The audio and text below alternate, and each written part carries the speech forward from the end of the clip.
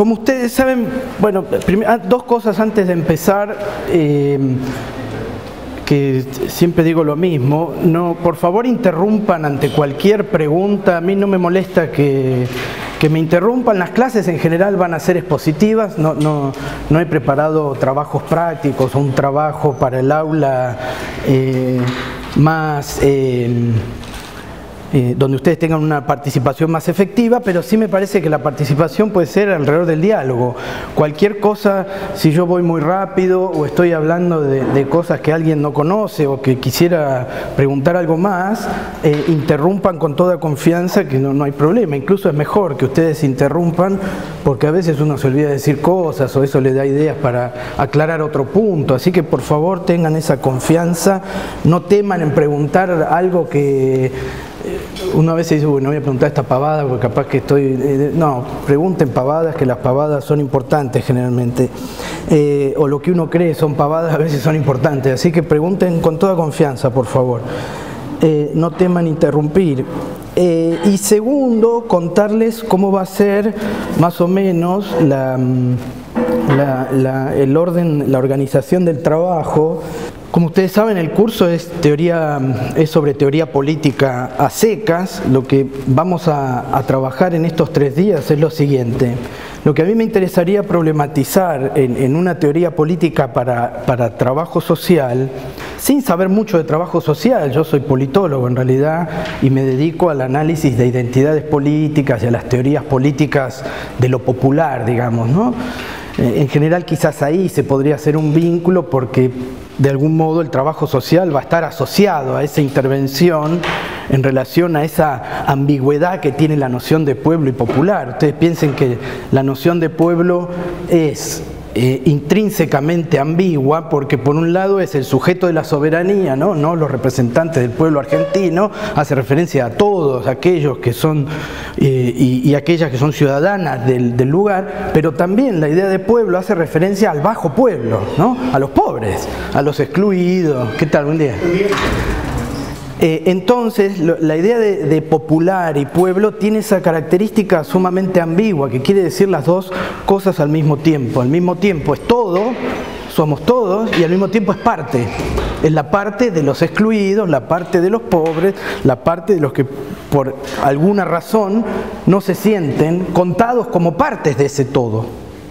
Y eso está operando de manera constante en la teoría política.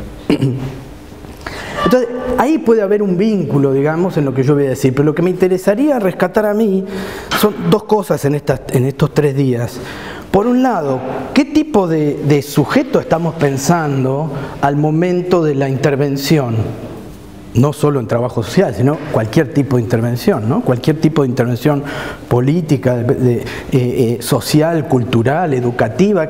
¿Con qué tipo de sujeto estamos nosotros analizando, estamos investigando, estamos proponiendo políticas públicas, ¿no?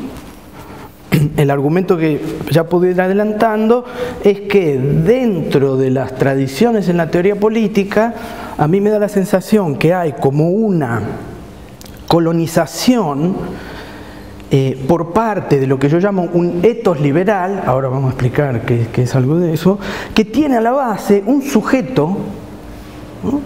Teóricamente tiene un presupuesto que es un sujeto que puede elegir. ¿Sí? Un sujeto que puede elegir. Las teorías políticas contemporáneas muchas veces de manera implícita tienen detrás como presupuesto ontológico, es decir, como presupuesto del ser de las cosas, ya no a nivel empírico, sino la manera de cómo entendemos aquello más básico que es el ser, la idea de un sujeto que puede elegir. Y eso es lo que me interesaría discutir, ¿no? Ese etos liberal en distintas teorías y que me parece que va a estar presente también en esa idea de intervención social. Y repito, eso está presente en cualquier intervención, me da la sensación a mí.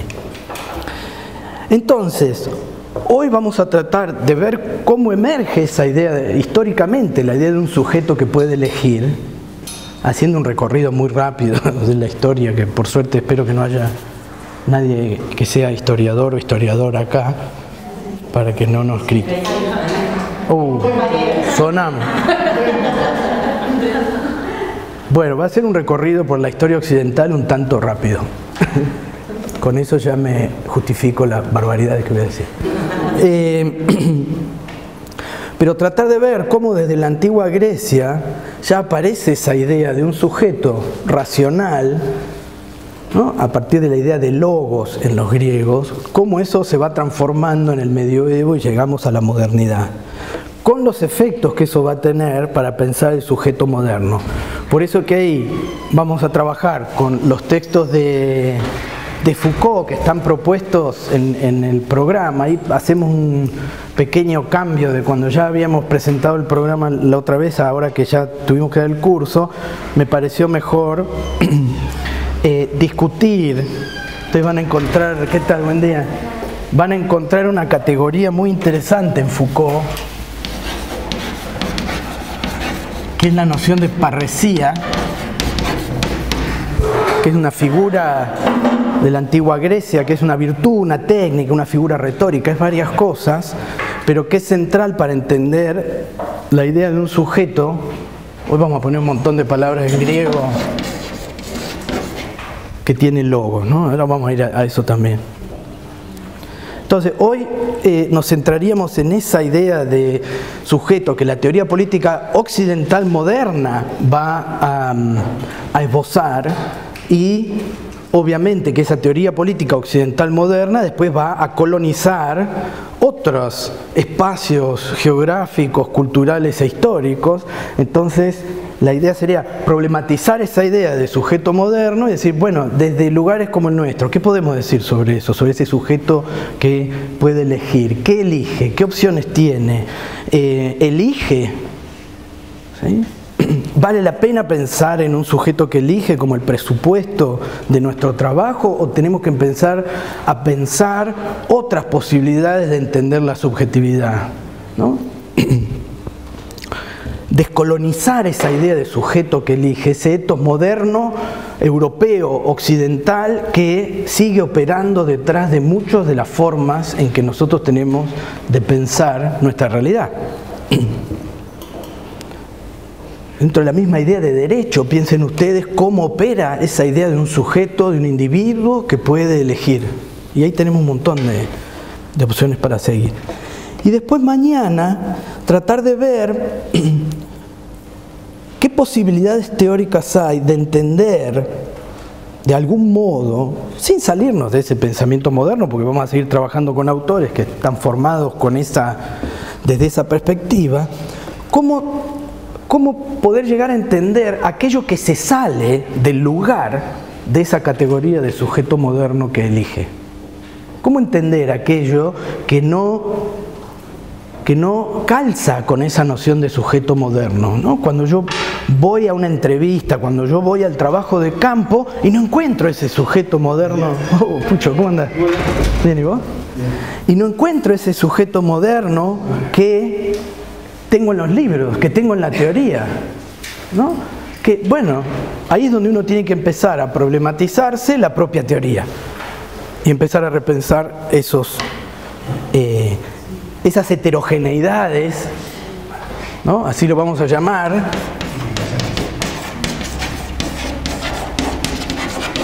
que van a aparecer tanto en el trabajo de campo como en el trabajo empírico de una investigación, como en la lectura literaria. En todos lados va a proliferar esa idea de la educación, digamos, ¿no? Entonces mañana nos vamos a centrar en eso, cómo pensar esa noción de heterogeneidad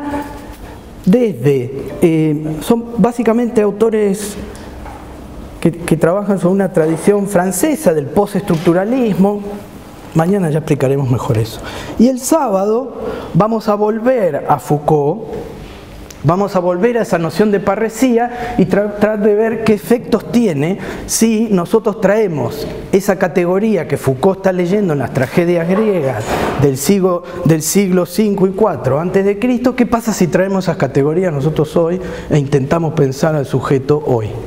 ¿No? A ver qué efectos puede tener eso leyendo algunos fenómenos o procesos contemporáneos a la luz de estas categorías clásicas, ¿no? Entonces, ese va a ser el trayecto de los 3 días.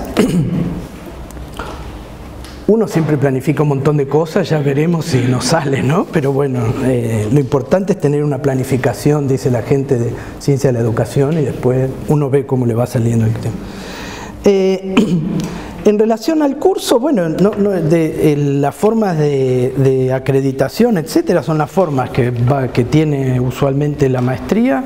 La idea es que ustedes puedan escribir algo que de algún modo, alguno de los textos que hayan leído, algunas de las ideas que hayamos discutido. Buen día, ¿cómo andas? Algunas de las ideas o textos que hayamos discutido y que ustedes puedan vincular a su trabajo futuro de tesis o de investigación que estén desarrollando en otros ámbitos, o de trabajo de ejercicio de la profesión, etcétera, ¿no? La idea es que ustedes puedan vincular en 3, 4 carillas algunos de los conceptos, algunos de los autores, algunos de los textos a lo que ustedes ya vienen haciendo, ¿no? Y obviamente que ante cualquier duda en relación a esa evaluación se acercan y charlamos si es que no se les ocurre nada, o podemos también proponer temas de escritura, digamos, eso después lo charlamos, ¿no? Uno de los textos que tenemos para leer es de Jacques Rancière y se llama El maestro ignorante, ¿no? Bueno, el maestro ignorante pone en duda muchos de los supuestos que nosotros tenemos como educadores, y entre ellos uno de los supuestos más fuertes que pone en duda es precisamente la idea de evaluación, ¿no? Porque como yo voy a evaluar, también está respaldado por una noción de sujeto, ¿no?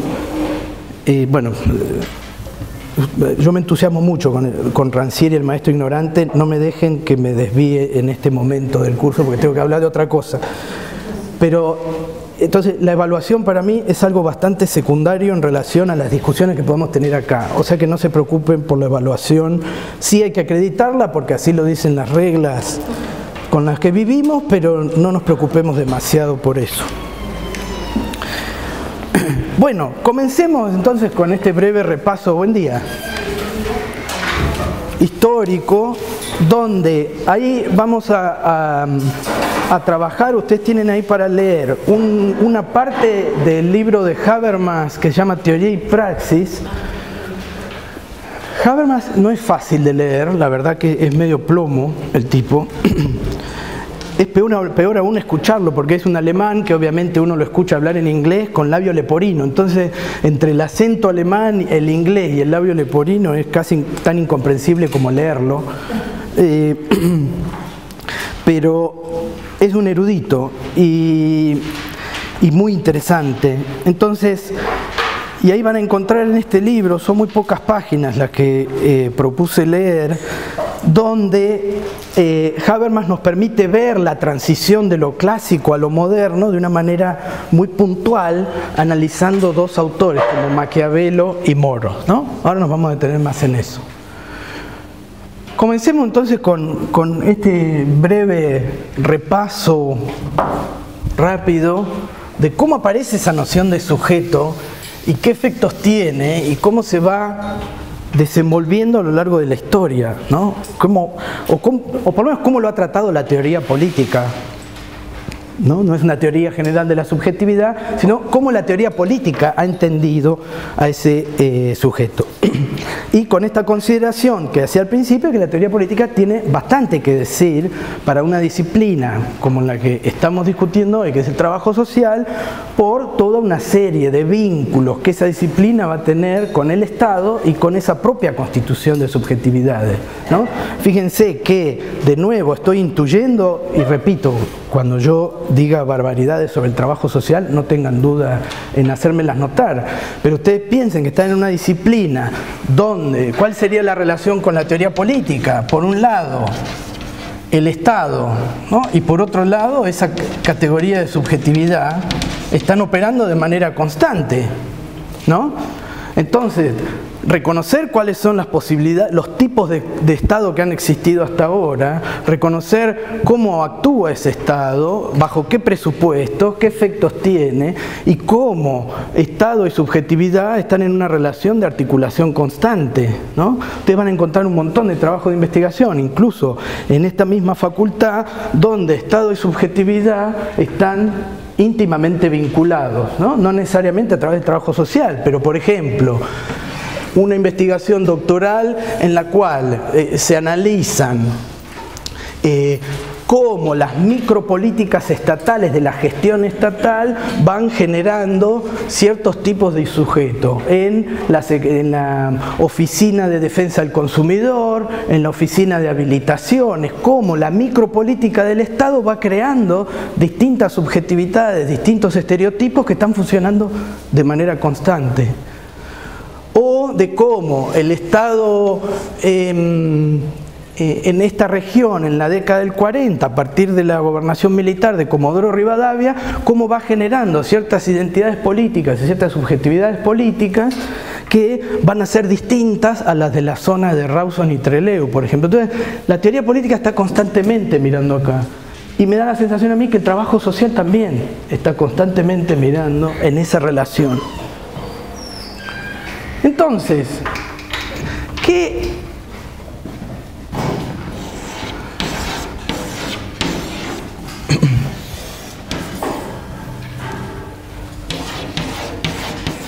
Esto no necesitan copiarlo, en realidad me ayuda a mí, y no sé si os va a ayudar a ustedes, pero también lo uso siempre.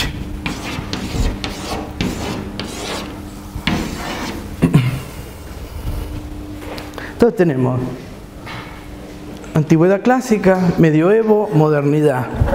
Esos redondelitos son sujetos.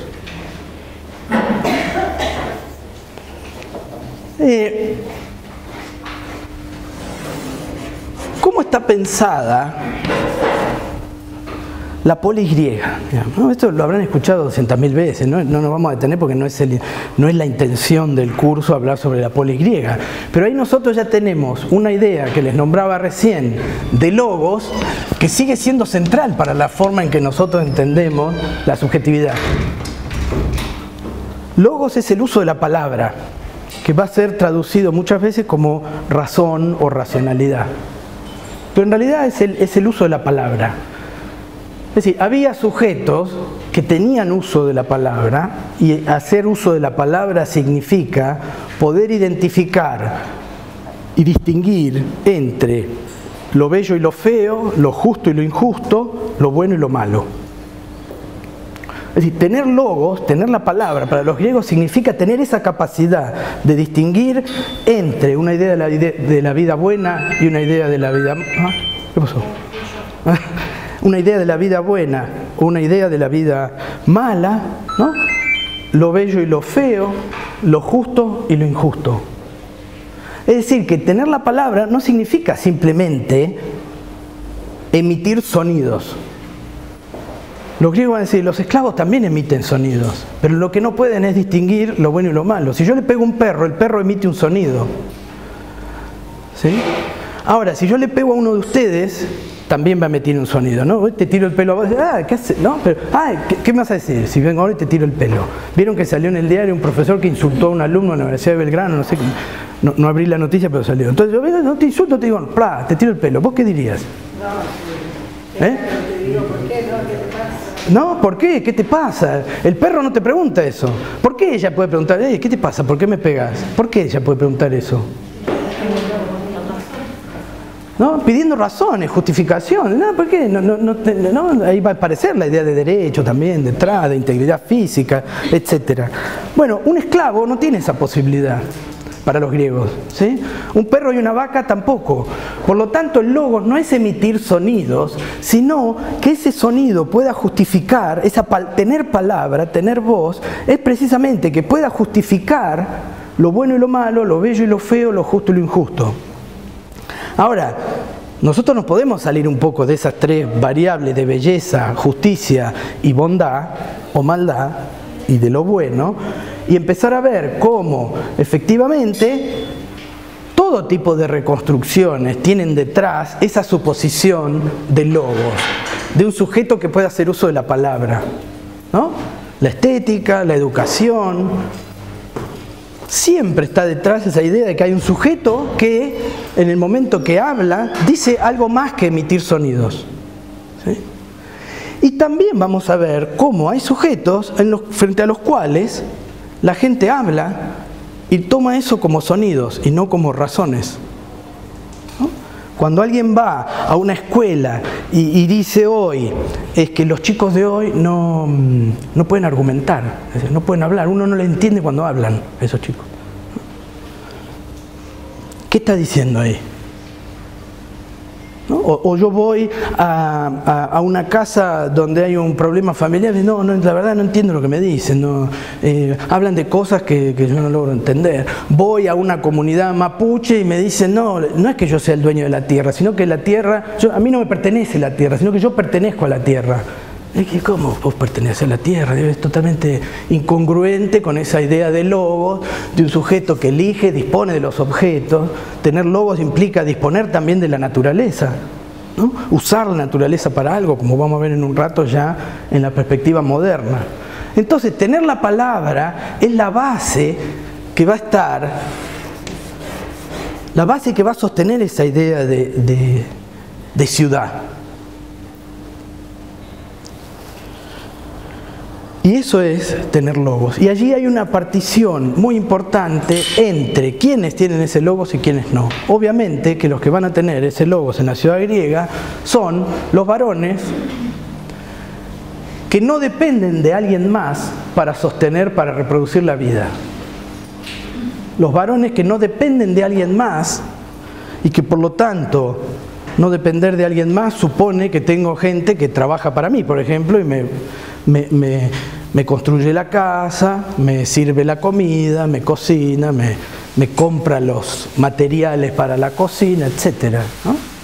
Ni la mujer, ni los artesanos, ni los esclavos iban a tener ese logo, ¿no? La democracia griega, que muchos hoy toman como modelo de la democracia republicana, era efectivamente una idea, tenía efectivamente una idea muy fuerte de igualdad, por eso esta línea horizontal, ¿no? Todos estos redondelitos son iguales, pero obviamente que iba a haber otros redondelitos que en realidad no iban a ser redondelitos, ¿no? Iban a ser triángulos, cuadrados o alguna otra figura geométrica, mujeres, artesanos, esclavos, etc. Entonces, fíjense que esa idea de tener la palabra en estos términos, de poder justificar por qué actúo, de justificar por qué digo que algo es bueno o malo, lindo o feo, justo y injusto, es la que sostiene esa idea de igualdad. Somos iguales en tanto asumimos que tenemos esa capacidad de palabra. Son iguales quienes tienen esa capacidad de palabra.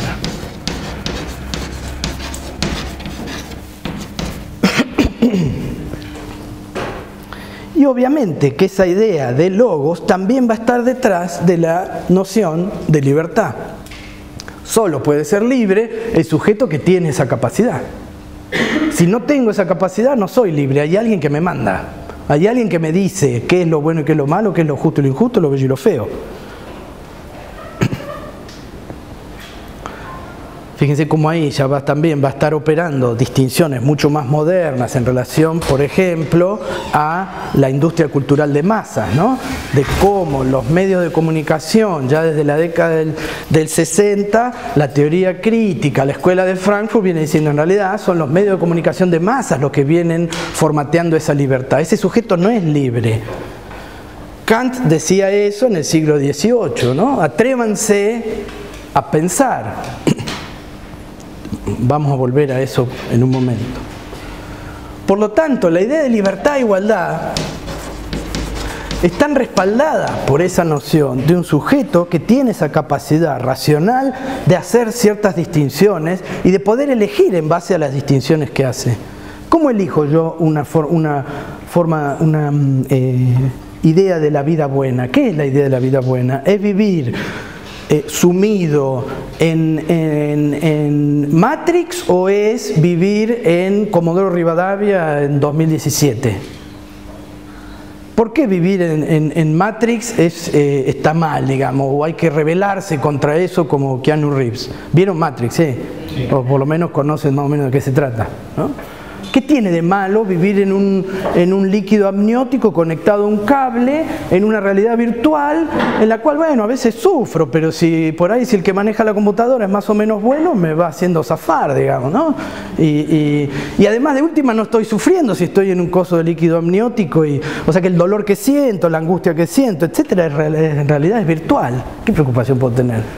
¿Qué mejor que eso? No tengo que laburar, no tengo que preocuparme por nada, excepto vivir durmiendo, ¿no? Un poco de sexo faltaría para que sea más, digo, ya del sumum de cosas, pero si no, el Matrix sería la vida ideal. ¿Por qué eso no es la vida ideal?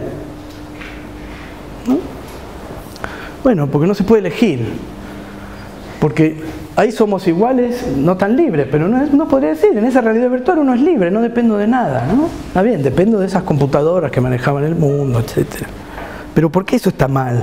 ¿Por qué hay que rebelarse contra eso? Esa sería una pregunta para hacerle a Matrix, ¿no? Tomás la pastilla roja, te pasa una cosa, tomás la pastilla azul, te pasa otra. Bueno, ¿por qué no dejar a ese azar, digamos, ¿no? Aunque incluso ahí hay un sujeto que puede elegir tomar una pastilla o la otra, darse cuenta o no darse cuenta, ¿no? ¿Por qué? ¿Qué hay detrás de esa elección? ¿Qué hay detrás de la elección de alguien que tiene una adicción, por ejemplo, ¿no? ¿Por qué la vida de la adicción no es mejor que la vida de la no adicción? Si las drogas son placenteras, si es rico tomar vino, ¿por qué voy a dejar eso, digamos, ¿no?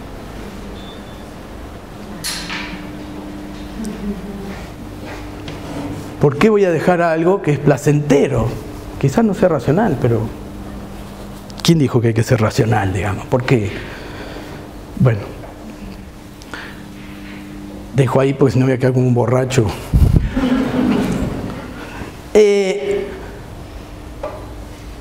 ¿Cómo se traduce esta idea de igualdad que, como vemos, ya tiene algo que es heterogéneo? Piensen que recién nombramos esa idea de heterogeneidad. Ya hay algo que está quedando afuera de esa idea de logos en la propia polis griega. Son estos esclavos, plebeyos, artesanos, mujeres, ¿no?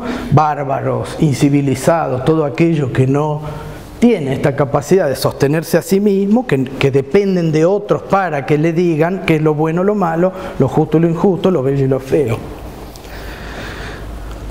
¿Cómo se tradujo institucionalmente esa idea de igualdad? Hay tres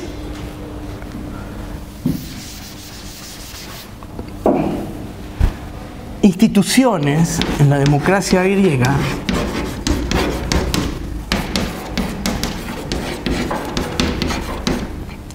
y Foucault, en realidad toda la literatura, toda la bibliografía hace referencia a la isonomía y a la isegoría.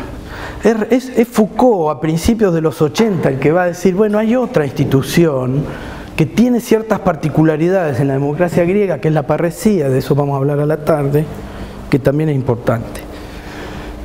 Centrémonos ahora en la isonomía. La idea de isonomía es la vieja idea, que aún hoy nosotros tenemos muy presente, de la igualdad ante la ley, ¿no? Piensen en las ISO 9000, ISO 14000, implica esa idea de normalización de algo que es igual para todos. Y nomos, que es la idea de ley, ¿no? La igualdad ante la ley. Y la isegoría es la igualdad en la toma de la palabra, en la asamblea griega. Piensen que en la democracia ateniense estaba gobernada por una asamblea donde se juntaban todos los ciudadanos de Atenas, que eran los miles, y se argumentaba en esa plaza pública y se decidía en esa plaza pública. Se reunían como 40 veces al año. ¿Es mucho o es poco 40 veces al año? Es muchísimo, ¿no? El año tiene 52 semanas, o sea que casi una vez por semana casi iban todos esos ciudadanos ahí a escuchar, a discutir y a decidir. Dado que todos eran iguales, había muchos cargos que eran por sorteo, ¿no?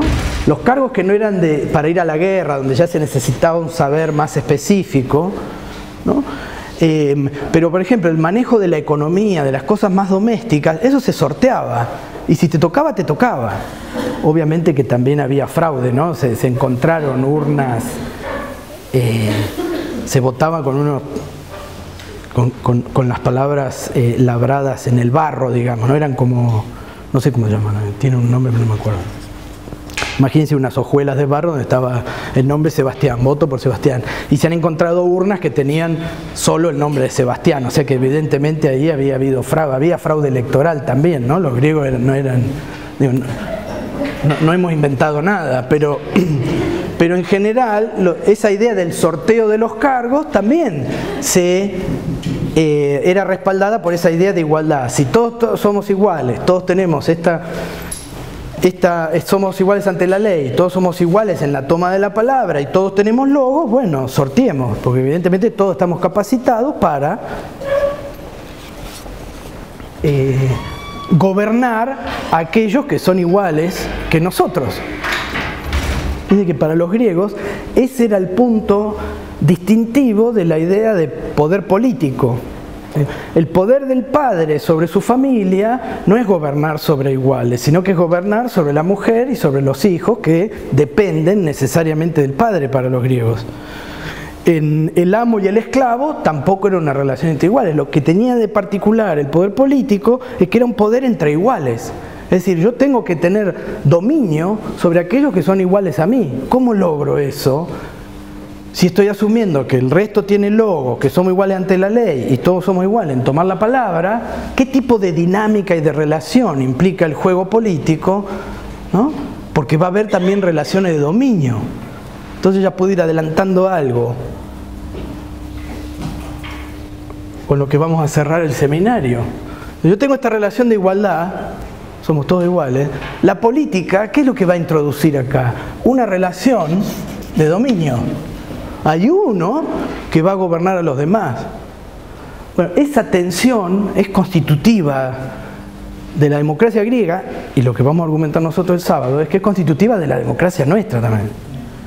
Que esa tensión de cómo se logra el dominio sobre iguales está siempre presente.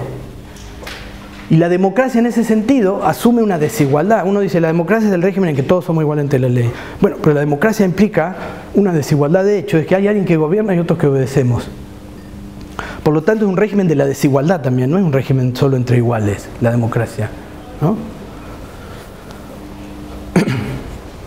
La forma de gestionar esa dinámica entre igualdad y desigualdad, cómo gobernar entre iguales, es la que está respaldada por esa noción de sujeto. Porque en última instancia la pregunta que tenemos que hacernos es ¿quiénes son los iguales? ¿Quiénes forman parte de esa idea de ciudadanía? ¿No? ¿Son todos iguales esos sujetos respecto a los que el Estado propone ciertas intervenciones, iguales o no?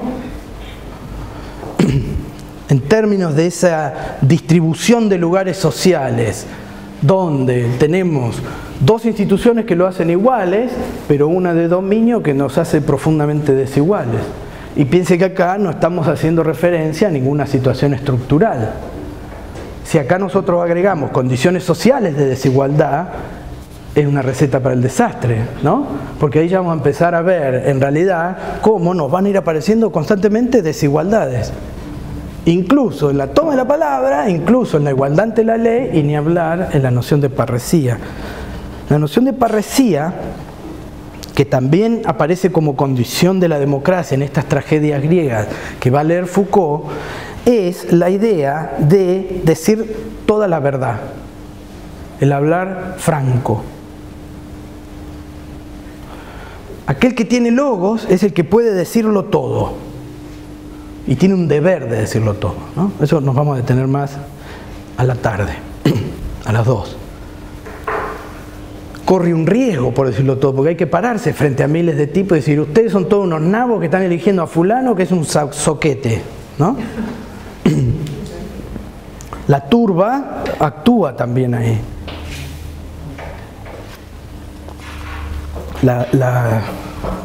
No, la turba está bien dicho, ¿no? Sí, la masa, digamos. Entonces, esa es la idea de democracia griega, digamos.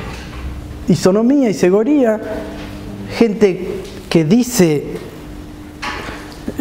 la verdad, va a decir Foucault, ¿no? Pareciera hablar la verdad. Para eso, obviamente, necesito tener esa capacidad de palabra. Gente que tiene la igualdad de tomar la palabra y gente que es igual ante la ley, ¿no? Estas serían las dos instituciones de lo que los griegos llamaban politeia y la parresía, que no se puede institucionalizar, porque no puede haber una institucionalización del hecho de decir la verdad. ¿Cómo hago para...? Yo puedo decir, no, yo no me considero igual ante la ley porque me discriminan en cierta situación. O cuando quiero hablar en el Consejo Deliberante me hacen callar, ¿no? Se ríen de mí o directamente no me dejan entrar. Bueno, ahí es fácil evaluar la idea de desigualdad. Pero frente a la idea de alguien que dice la verdad, que habla la verdad, que es franco, que tiene el coraje de decir la verdad, de decir lo que los demás no quieren escuchar, ahí ya es más difícil tener una institucionalización. ¿Cómo sé que este está diciendo la verdad y no me está engañando retóricamente, etcétera, ¿no? Esas son las preguntas que se va a hacer Foucault. Y lo que nos tiene que quedar más o menos claro en este momento es esta dinámica y esta tensión entre cómo gobernar entre iguales. Y cómo eso genera una tensión constante que introduce una desigualdad en una relación entre iguales. Si asumo que esa tensión desaparece, desaparece la democracia, dice Foucault.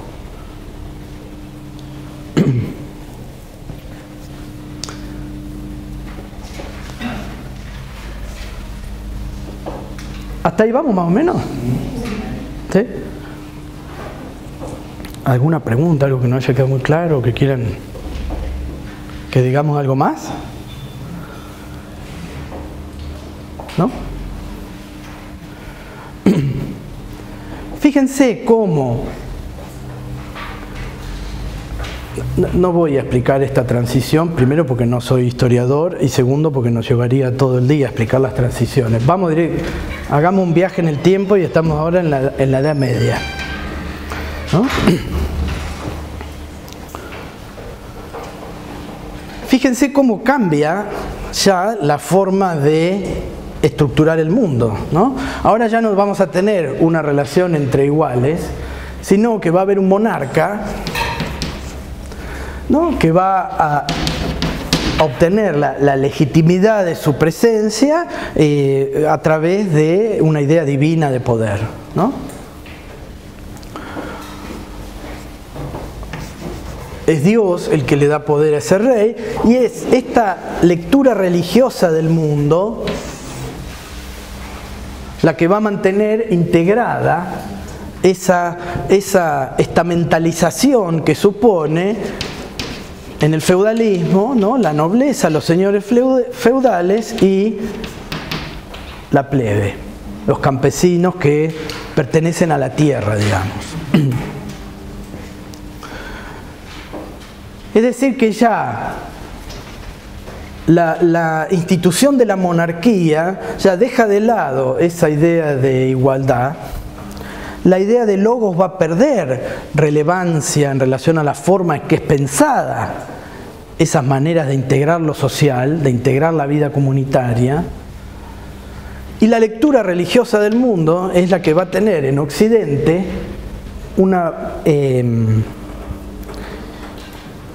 el rol, digamos, o el papel de lograr que todos estos redondelitos no se salgan del lugar que tienen que ocupar, ¿no?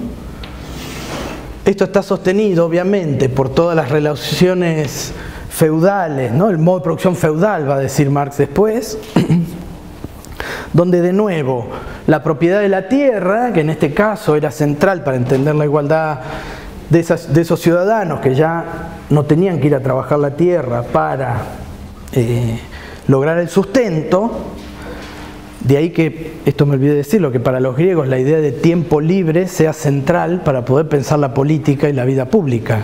Yo necesito tiempo para ir una vez por semana a discutir a la asamblea pública. Digamos. Si yo no tengo ese tiempo libre para dedicar a la política, no puedo hacer política, ¿no? Y eso también hay que pensarlo en relación a nuestra región, digamos, ¿no? ¿Cuáles son los tiempos de la industria petrolera, por ejemplo? ¿Cuál es el tiempo libre que la industria petrolera deja para actividades de ese tipo? No solo de ocio, sino también para la vida comunitaria, para la política, para el sindicato, para el club de fútbol, para el club del barrio, para la vecinal, la biblioteca. ¿Qué tiempos deja esa vorágine de una industria que no puede ser detenida, digamos, ¿no? Que donde se detiene pierde mucho dinero, por lo tanto es una industria que las 24 horas del día tiene que estar trabajando y todos los ritmos de la ciudad tienen que ir acercándose a ese ritmo, ¿no? El transporte, los desplazamientos, el diseño urbano, el diseño territorial tiene que ir sumándose a esos ritmos de boom y crisis, ¿no? Entonces Comodoro se expande y se restringe, ¿no? Bueno, cierro el paréntesis de Comodoro, vuelvo a la Edad Media, disculpen la esquizofrenia. No sé qué está. Ah, el tiempo libre. El tiempo libre, evidentemente, también va a estar operando en este tipo de regímenes, ¿no? Yo te vi una película muy buena, que la película es casi una obra de teatro, con un excelente vestuario, una película que transcurren en los últimos meses de vida de Luis XIV, ¿fue el que dijo el Estado soy yo? ¿O Luis XV fue? Luis XV. Luis XV, la muerte de Luis XV, digamos que gobernó como 70 años Francia y que dijo esa frase famosa, el Estado soy yo. Y ahí uno ve esa idea de tiempo libre, digamos, ¿no? Cómo estaban al cohete la mayoría del tiempo todos esos sectores de la nobleza, ¿no? Muy recomendable, no me acuerdo cómo se llama la película, porque es bastante nueva. Cero acción, ¿no? O sea que si estaban buscando ver una de tiros, no traen esa porque es más bien para un viernes a la noche cuando ya no tengo más nada para hacer. Porque... ¿Eh? Los juegos eran típicos en ese periodo. Aparecen, exacto, los juegos del backgammon y estas cosas aparecen, ¿eh? Exacto. En los parques. Exacto, ahí aparecen también. Obviamente que esta forma de integrar esa vida social ya no va a tener esta horizontalidad que veíamos en Grecia, sino que va a ser una forma mucho más verticalista de organizar esa sociedad. Y ahí ya no vamos a pensar en un sujeto que pueda hacer distinciones, sino en un sujeto que cumple o no con la ley divina. Cuando cumple, está bien. Cuando no cumple, ¿qué le pasaba? La hoguera, digamos, ¿no? Era muy simple. Y esto no termina en 1200, 1300, como muchas ideas ilustradas parecen decantarse en esa idea que la modernidad rompe con todo esto, sino que todos los autores que fundan la modernidad están intentando salvaguardar esta lectura religiosa del mundo, justificarla y profundizarla. Lo que pasa es que al momento en que intentan justificarla, ya la están poniendo en duda, ¿no? Descartes, cuando intenta justificar la existencia de Dios, no hace más que dejar en evidencia que Dios no existe. ¿No? Dice, a ver, ¿cómo sé yo que el mundo, esta idea de pienso luego existo, ¿no? Es decir, ¿cómo sé yo? Matrix.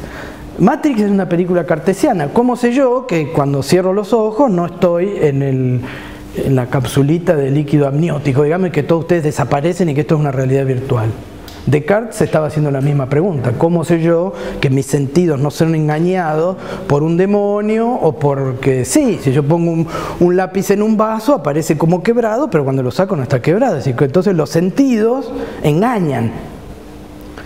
Hay cierto escepticismo en relación a la existencia del mundo externo. No sé qué hay afuera mío, la verdad no puedo decir. Hobbes va a decir lo mismo, con una salvedad, pero para Descartes no sabemos si el mundo existe. ¿Cómo me doy cuenta que el mundo existe? ¿No? Entonces él dice, bueno, ¿Cómo me doy cuenta que yo existo? Bueno, porque hay un sujeto que está dudando de la existencia de ese mundo exterior. Por lo tanto, evidentemente yo existo. Pienso, luego existo. ¿Sí? Ahora, si pensar implica dudar de, eso significa, dice Descartes, que hay una idea de perfección indudable, que me viene a mí y me hace dudar de la existencia del mundo. Si no, yo sería como un animal que no dudo de nada, digamos, ¿no? Los animales son los únicos seres inmortales, decía Borges, porque no conocen la muerte, entonces son inmortales, efectivamente. Descartes está diciendo algo similar. Si yo dudo, es porque hay una idea de perfección en algún lado. Bueno, ¿quién va a hacer esa idea de perfección? Dios existe. Pero para eso ya viene dudando de su propia existencia, de la existencia del mundo, que Dios teóricamente nos dio a todos para que disfrutemos de él, etc., ¿no? Locke, Hobbes era el más ateo, digamos. Aunque dicen que en su lecho de muerte llamó a un cura para que le dé la extrema unción. Ese es el chusmerío de la teoría política, pero en realidad nadie lo sabe. Claro, dicen que Hobbes, que siempre él se presentaba como un ateo, en el lecho de muerte llamó a un cura para que le haga la extrema unción. Nunca lo sabremos. Hobbes es distinto porque lo que Hobbes alcanza a ver, y esto también es importante para pensar ese sujeto que elige, es un sujeto que también es escéptico en relación a la existencia del mundo, pero a Hobbes no le calienta, él va a decir, no sé si existe el mundo o no, pero lo que yo sé es que mis sentidos reciben estímulos externos a mí, cosas que se mueven, luces, que a mí me hacen reaccionar. Entonces algo hay allá afuera. ¿Qué es? No sé, pero algo hay. De la misma manera va a pensar Hobbes la forma de pensar la sociedad, como vamos a ver ahora en un momento. Esto empieza a cambiar y acá es donde, no me detengo más en la época medieval, ahora con Habermas podemos decir algo más sobre la Reforma, etcétera, Lutero, pero la idea es llegar al pensamiento moderno lo más rápidamente posible. Esto empieza a cambiar de maneras muy distintas, digamos, ¿no? A través de un proceso histórico difícil de reconstruir, lento, pero al mismo tiempo muy dinámico, donde la ciencia, la filosofía va a empezar a poner en duda muchos de estos principios religiosos que estructuran al mundo.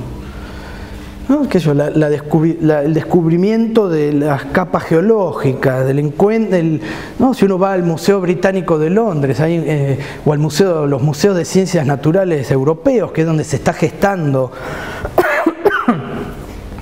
toda esta literatura que nosotros tenemos que leer hoy, uno va viendo ese progreso de, ¿no? los fósiles, las capas geológicas, la idea de evolución que va a terminar en esa idea de evolucionista de Darwin, cómo eso va poniendo en duda el creacionismo y esta idea de que cada uno de los lugares que ocupan estos sujetos están determinados de forma divina y que ir en contra de esa sagrada escritura implica ir en contra de Dios.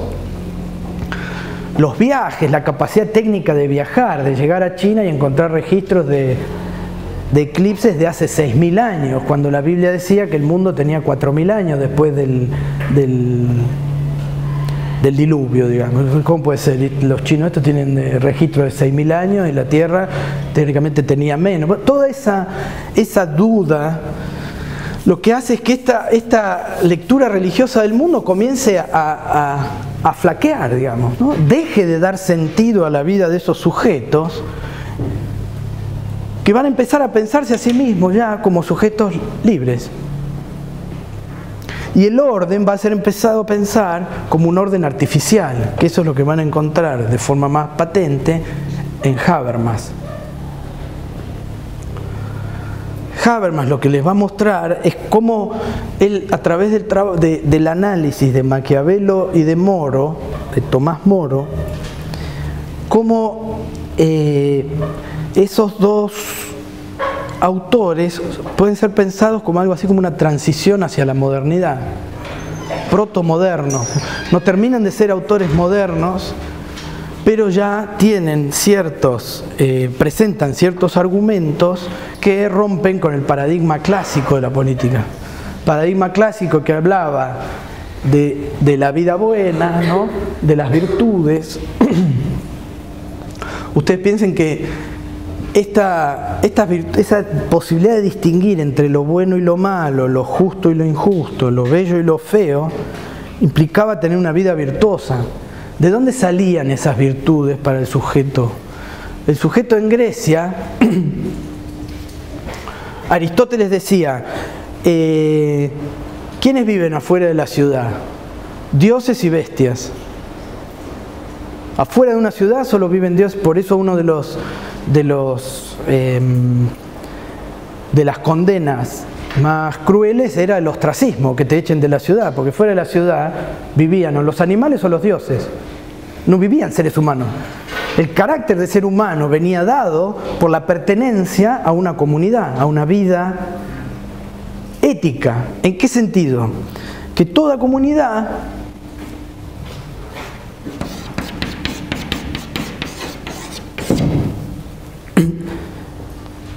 tiene un ethos, costumbres, valores, tradiciones, virtudes, de las cuales el sujeto es parte. El sujeto en su vida expresa esa vida ética. Entonces, cuando hablemos de ética en la lectura de Foucault, en la lectura de Rancière, no va a ser tanto la ética como quizás la podemos pensar hoy en términos de qué está bien y qué está mal, sino que la vida ética es la vida que expresa esos valores comunitarios, esas virtudes comunitarias, que me permiten a mí hacer uso y que garantizan que yo pueda hacer uso de esas instituciones de la politeia y vivir en una sociedad donde todos somos libres e iguales, ¿no? Esa vida ética está expresando esa forma de vida comunitaria.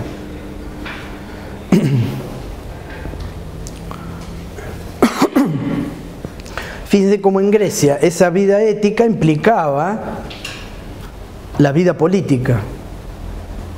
El texto político más importante de Aristóteles es la Ética a Nicómaco, o por lo menos eso es lo que nos hacen leer en teoría política clásica, ¿no?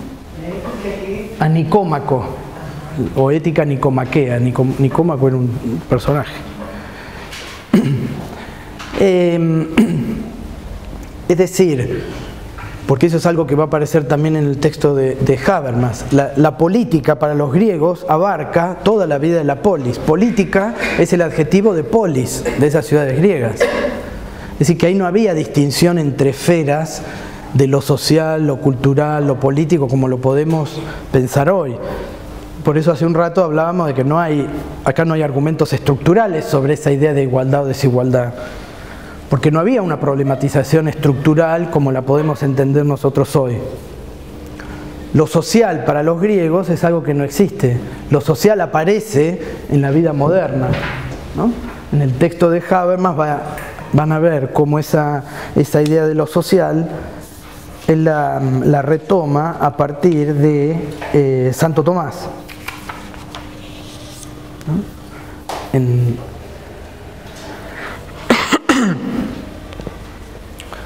De cómo el hombre político del cual habla Aristóteles va a empezar a aparecer como el hombre político y social. Bueno, ¿qué cambia? Que ahora ya no hablamos solo de hombre político, sino que hablamos también de hombre político y social. Porque lo social no existía. Lo social empieza a ser pensado como una esfera distinta a otras a partir de la vida moderna. Por lo tanto, es una concepción bien occidental y moderna la idea de lo social. Y usted estudia el trabajo social, ¿no? ¿Por qué? ¿Cómo empieza? O por lo menos, ¿cómo la teoría política hace lugar a esa idea de lo social? Bueno, vinculándolo sobre todo, esa idea de lo social va a aparecer, por ejemplo, en 1215 se firma en Inglaterra lo que muchos definen. En Inglaterra no hay una constitución escrita, pero sí se firma en 1215 la Carta Magna. En la Carta Magna uno ya puede ver un artículo. La Carta Magna son nobles que se rebelan ante el rey, pero sobre todo una de las prerrogativas que le sacan al rey es la de definir qué se puede producir y con quién se puede comerciar eso que se produce. Piensen que hasta ese momento era, dado que la tierra pertenecía siempre al rey y el rey la daba a los nobles, ¿no? Le daba tal condado a uno, tal ducado al otro y así. Es decir, que los señores nobles no eran los propietarios de la tierra, el propietario de la tierra era el rey, ¿no? Ellos tenían el usufructo, digamos, de esa tierra. Y los campesinos estaban atados a la tierra, se podían estar muriendo de hambre porque el rey había decidido que ese año había que plantar lino en lugar de trigo, por lo tanto no tenían trigo pero no se podían ir al pueblo de al lado donde sí habían plantado trigo, ¿no? Porque los iba a buscar la policía, no existía la policía, pero iba a buscar a alguien y los traía de los pelos de nuevo a donde pertenecían